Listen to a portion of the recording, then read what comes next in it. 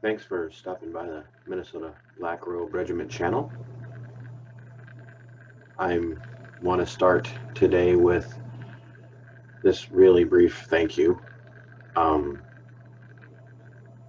My subscriber base, which compared to others is minuscule, but for me is amazing. I've gained 133 new subs in the last 28 days. 100 of those easily in the last 15. Probably 75 of those in the last week and a half. There's a lot of reasons for that. All of them are because of the burgeoning patriot movement that's happening.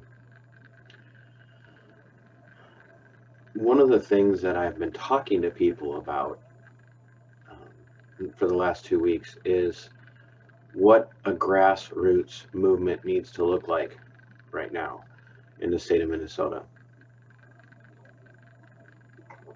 See, our enemies, and that's what they are, our enemies, people like Governor Walz, Jacob Fry, Melvin Carter, Keith Ellison,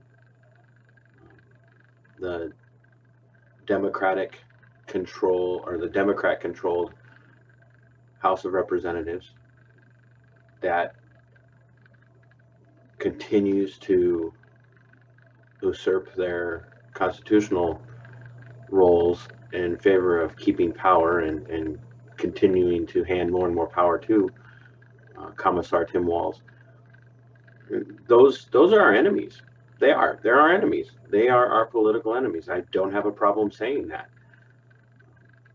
If you don't agree with me and you disagree with me on much of what's happening on the constitutional front, you are my enemy because you're an enemy of the Constitution.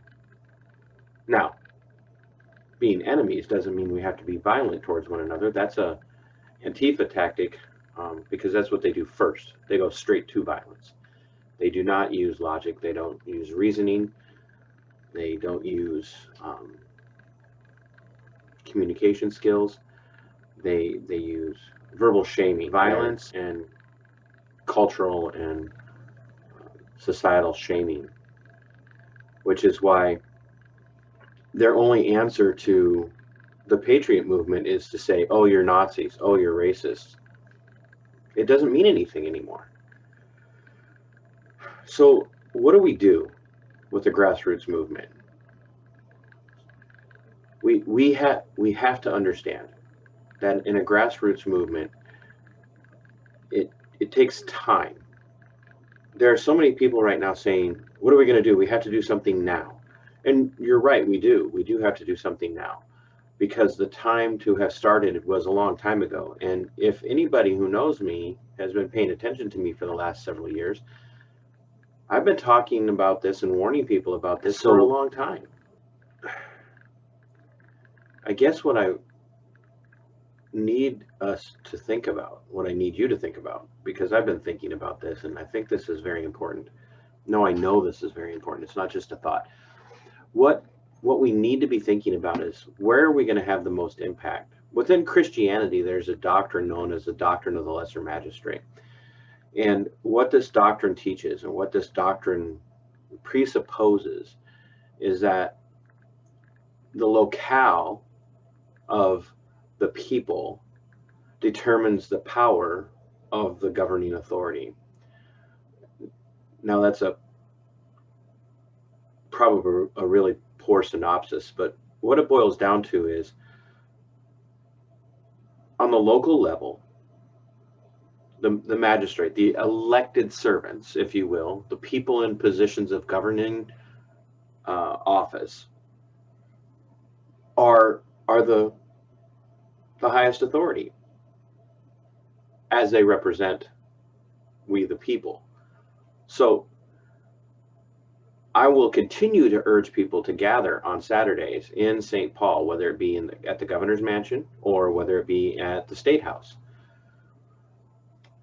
But what we also need to do is we need to be going to our city councils. We need to be going to our mayoral offices, to our county board meetings. We need to be going to these things. We need to be demanding access They should not be allowed to meet in private anymore. These meetings need to be held in a public forum. If they're going to insist that you wear a mask, you know what? Fine. If you really need to do that, do that. But we need to be going and we need to be demanding access to the local elected officials. And we need to be including them in these conversations that we're having, but in a very pointed way. We need to be demanding that mayors, that city councils, that county boards begin to rise up against the governor, no matter what the threats might be, and say our local municipality, our local jurisdiction will not enforce any of the governor's mandates, period. We don't care what the legislature says. We don't care what the House of Representatives or what the Senate does. We don't care what the governor says. We don't care what Keith Ellison says. You have no power over us. None. We are the lesser magistrates in that we're in a smaller market, so to speak. We answer to the local people, and the local people do not want this. So if you have counties like Ramsey County or Hennepin County and their people want what they're doing, let them have it. Let them have that. But while we continue to demand that the governor relinquish his unconstitutional power, while we continue to demand that the governor and his administration and people like Keith Ellison and others continue to be reminded of their constitutional responsibilities, we need to also be taking this to the local elected servants, to your small town mayor, to your small town city council. And I know I've said this already. That's where this is going to happen. It has to. It has to. There's no way around it. And once you're able to do that, I think you're going to see a change. I can tell you, I'm going to bring up a hot topic. Abortion is one of those topics that there's really no middle ground on that. You're either pro-life or you're anti-life, period. And even the way I say that is pointed, and I don't care if that upsets some people. My subscriber base might now drop by 200 having heard that. But you're either pro-life or you're anti-life. That's all there is to it. There's nobody who's like, well, I can go either way on the issue. No. But I can tell you there are several cities, especially Oklahoma and Arizona and areas like that, where people have gone to their local city councils and to their local county boards, and they have demanded that their counties and their cities become sanctuary cities for preborn children. And everybody said, oh, it's not going to work, it's not going to work, it's not going to work.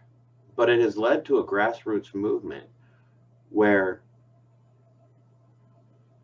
these local municipalities, these local jurisdictions are now drafting and passing language that says we will no longer allow abortion within the city limits or within this jurisdiction past a certain date or at all.